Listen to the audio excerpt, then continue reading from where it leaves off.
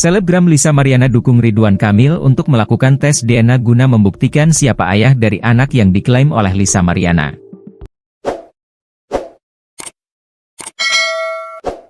Dukungan itu disampaikan Lisa di akun Instagramnya seraya mempostingan artikel berita mengenai isu tersebut pada Sabtu, 5 April 2025.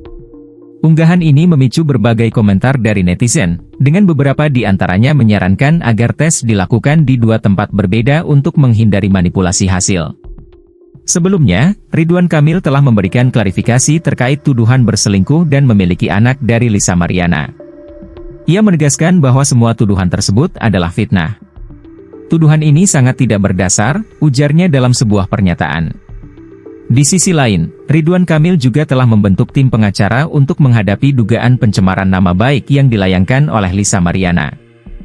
Tim pengacara tersebut berencana untuk mengumpulkan bukti-bukti terkait tuduhan pencemaran nama baik yang diduga dilakukan oleh Lisa melalui media sosial.